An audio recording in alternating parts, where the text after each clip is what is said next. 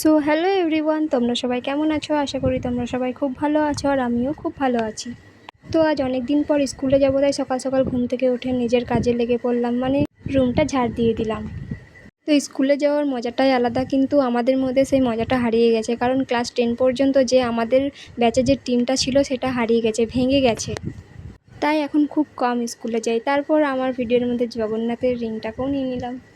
তারপর একটু তো পড়াশোনা তো করতে হবে, সামনে তো এক্সাম আসছে। তারপর টিফিন বানানোর জন্য সুজির প্যাকেট নিয়ে চলে এলাম দোকান থেকে। আমি সেরকম কিছু একটা বানাতে পারি না সুজি আর ম্যাগি ছাড়া, তাই সুজিটাই আজকে ভাবলাম বানাবো। তাই প্রথমে ঘি দিয়ে সুজিটাকে নাড়াচাড়া করে নিলাম। অনেকে অনেক রকমভাবে বানাই, বাট আমার সিম্পলটাই বেস্ট লাগে, কম সময়ের মধ্যে এটাই ভালো। আমি কিছু বানাতে পারি না, এই জন্য আমার বাড়িতে অনেক গালাগালি খেতে হয়। তো কিছু করার নেই, যেটা বানাতে পারি সেটাই তো নিয়ে যাব। তো তারপর আমি সুজিটা ভাজার পর জল দিয়ে দিলাম, তারপর পরিমাণ মতো চিনি দিয়ে 5 মিনিট মতো ফুটতে দিয়ে দিলাম। তারপর 5 মিনিট ফুটে নামিয়ে নিলাম। আমার সুজি রেডি হয়ে গেছে। এবার আমার টিফিনটা তো রেডি হয়েছে, এবার আমাকেও তো রেডি হতে হবে, তাই না? তাই প্রথমে আমি ড্রেস পরে নিলাম, তারপর চুল আরে সব বাঁধা হয়ে গেছিলো নাছাড়া।